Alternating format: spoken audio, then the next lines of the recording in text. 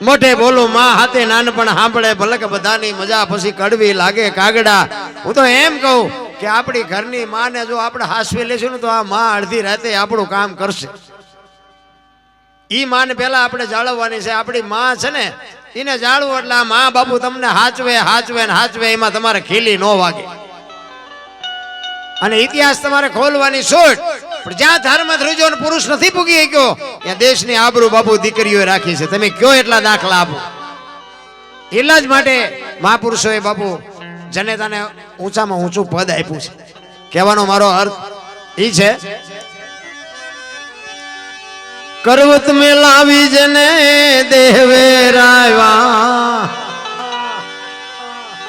કાળજા કાપીન ધરતા, કાળજા કાપીન ધરતા. મોરધ્વજ રાજા વિચાર કરજો. એક જય માતા બાપુ સાહેબ.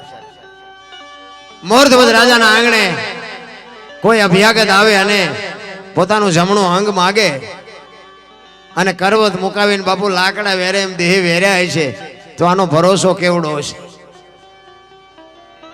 તમે જોવો તો ખરા, અખિલ બ્રહ્માંડના માલિક કૃષ્ણ પરમાત્મા અને અર્જુન બેયની જ્યારે બાપુ ભક્તિની પરાકાષ્ઠા હોય, જેને કહેવાય હસ્તિનાપુર, અર્જુન અને કૃષ્ણ પરમાત્મા દ્વારકા. અર્જુન દરરોજ હસ્તિનાપુર થી દ્વારકા કૃષ્ણ પરમાત્માનું મોઢું જોઈ અને પછી બધું કાર્ય કરે. એટલે એક દિવસ કૃષ્ણ પરમાત્માને એમ થયું કે અર્જુન તું હવે ન આવતો, હું ત્યાં આવીશ. તો કે તો સારું, મારે આટા મીટા. અને કૃષ્ણ પરમાત્મા રોજ જાય છે હસ્તિનાપુર. એમાં એક દિવસનો સમય અને રૂક્ષ્મણીએ કૃષ્ણને પૂછ્યું કે પ્રભુ તમે રોજ ક્યાં જાઓ છો? એટલે કૃષ્ણે કીધું કે એ બધું કહેવું જરૂરી નથી. આપણું બૈરું આપણને કંઈક પૂછે અને પછી આપણે ના પાડીએ એટલે તો બૈરાને શંકા જાગે. એ કે પણ રોજ જાવ છો ક્યાં? મને કહેવામાં વાંધો શું છે, કે પણ અમુક વાત ન કહેવા જેવી હોય ન કહેવાય. તો કે ના મને કયો કે ના ન કહેવાય. એટલે એ રૂક્ષ્મણીને એમ થયું કે આ ક્યાંક હલવાઈ ગયા હોય એવું લાગે, દેણું બેણું થઈ ગયું છે. એટલે રૂક્ષ્મણી કહે છે કે મારે આવવું છે તમારી હારે. તો ભગવાને ના પાડી કે ના ભાઈ ના, અહીંયા કઈ કામ નથી. એટલે રૂક્ષ્મણીને વધારે બાપુ શંકા જાય છે. એ કે મને નથી લઈ જતા એટલે તમે ક્યાંક હારા મારા હલવાના છો, એ વાત પાકી છે. એટલે બે વાદ કરે છે. એ વાદમાં થોડોક સમય થઈ ગયો એટલે અહીંયા અર્જુન રાહ જોતો હતો અને ભગવાન આવ્યા નહીં. એટલે અર્જુનને એમ થયું કે આજ કદાચ કંઈક કામ આવી ગયું છે, કાંઈ વાંધો નહીં, આપણે એક દી ઉપવાસ કરી નાખશું, એમાં શું ફેર પડે. એટલે નાઈ ધોઈ અને પોતાના રૂમમાં સુવા માટે ગયો. અને કૃષ્ણ પરમાત્મા અહીંયા આવ્યા અને પૂછ્યું કે અર્જુન ક્યાં ગયો? તો કે એ અંદર હૂતો છે. હવે અર્જુનના વાળ આમ પલંગથી નીચે લટકતા હતા. ત્યાં જઈ અને કૃષ્ણ પરમાત્મા એમ હાથમાં વાળ લીધા તો ભીના હતા. એટલે કૃષ્ણને એમ થયું કે અત્યારે જ ભાઈ હૂતા લાગે છે. હવે વાળ જ્યાં આમ જોતા હતા એમાં રૂક્ષ્મણી આવ્યા વાહેથી. ખબર નથી કૃષ્ણને. અને રૂક્ષ્મણી આમ જોયું ને, એ કે ઓલો માણા હુઈ ગયો છે, એના વાળ ને પંપાળે છે, આ કેટલું દેણું કર્યું છે એમ. અને કૃષ્ણ ભગવાને આમ નજર કરી એને એમ થયું કે આને શંકાનું સમાધાન નહીં થાય. એટલે આમ ઈશારો કરીને બોલાવી કે અહીંયા તો. એટલે રૂક્ષ્મણી અંદર આવ્યા.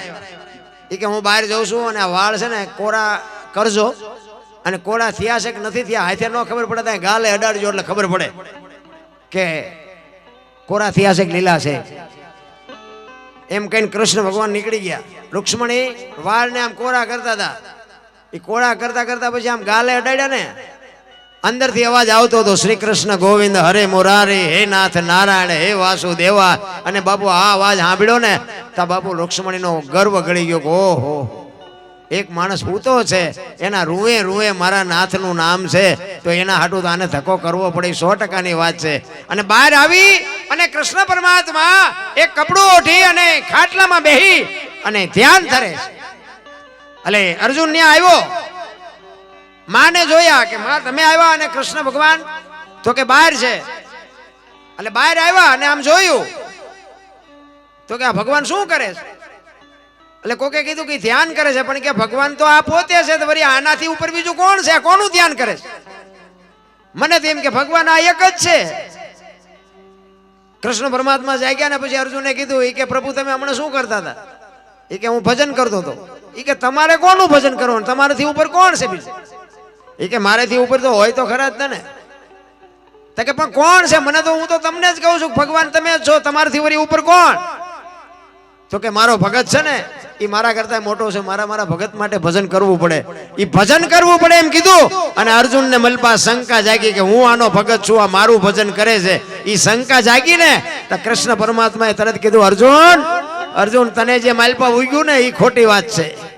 તારું કાંઈ ન આવે એવા મારા ભગત દુનિયામાં પડ્યા છે. કે તારું કાંઈ ન આવે અને તારે એવા ભગત જોતા હોય ને તો હાલ મારી ભેગો. કે તારે મારો છોકરો બનવું પડે. કૃષ્ણ પરમાત્મા અર્જુન ને કહે છે, એ બાપ દીકરો બે બન્યા, ગરજવાન ના અકલ ન હોય. એ કે છોકરો બનવું છે પણ જોવું છે તમારા ભગત કેવા છે. એ બે જણા બાપુ મોરધ્વજ રાજાના દરબારમાં આવ્યા. કૃષ્ણ ભગવાન બાપ બન્યા છે, અર્જુન ને છોકરો બનાવ્યો છે. ગરજવાન ને અકલ હોય નહીં, જે કે એ બને. પછી એમ કે આવું નહોતું કરવાનું, કરી નાખે, પછી બધા હલવાય છે. અહીંયા આવી અને મોરધ્વજ રાજાને કહે છે કે તમારું જમણું અંગ મેં સાંભળ્યું છે કે તમે 32 લક્ષણા છો. હું જંગલમાંથી આવતો તો આ રહ્યો ને મારો છોકરો છે. અર્જુન કોર ઘડીએ ઘડીએ હાથ કરે, આ મારો છોકરો છે, એકનો એક છોકરો છે. અને સિંહ મળ્યો મને જંગલમાં. સિંહે એમ કીધું કે હું તારા છોકરાને ખાઈ જાઉં.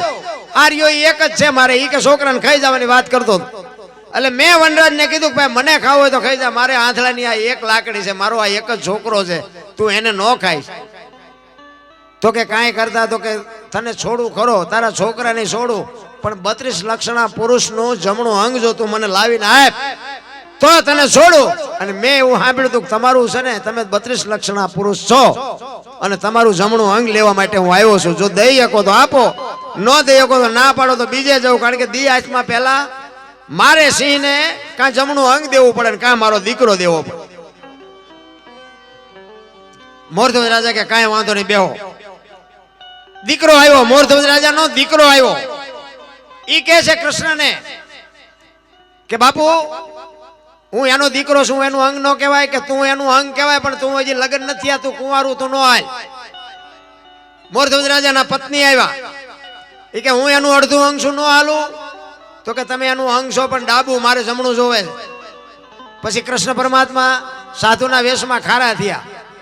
એ કે ઘડીક છોકરાને બોલાવે, ઘડીક બાયડીને બોલાવે, દેવું હોય ત્યાં ને હમણાં હાંજ પડશે, મારા છોકરાને ખાઈ જાય છે, આ મારો એકનો એક જ છે. એ કે કાંઈ વાંધો નહીં, તમને જમણું અંગ મળી જશે. પછી કહે છે કે તમારો દીકરો ને તમારી વહુ બે કરવત ખેંચે, બાજુ ઉપર બે આંખમાંથી આંવડું ન આવવું જોઈએ તો લઈ જઈશ.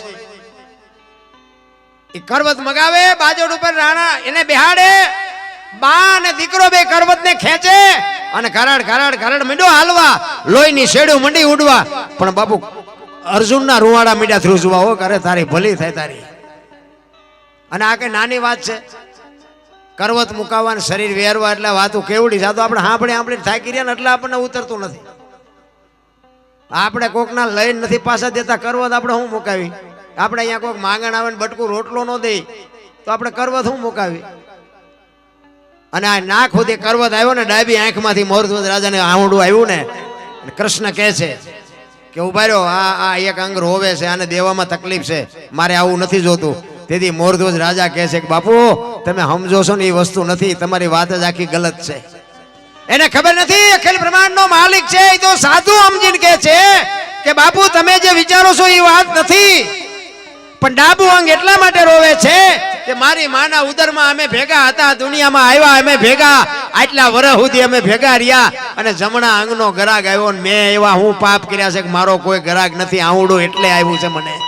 ત્યારે કૃષ્ણ પરમાત્મા ને ઓલો અર્જુન ઢોવા મારવા માંડ્યો. એ કે બસ કરાવો ને, હવે રવા દો, હું જોઈ નથી શકતો. અર્જુન ને કે બેટા તું કહેતો હતો ને મારા જેવા કોઈ ભગત નથી, હજી બીજા જોવા છે. એ કે હવે નથી જોવા. આપણે ત્યાં થોડીક ભક્તિ કરી તો નથી, આપણે જે ઠેકડા મારવા માંડી જતા.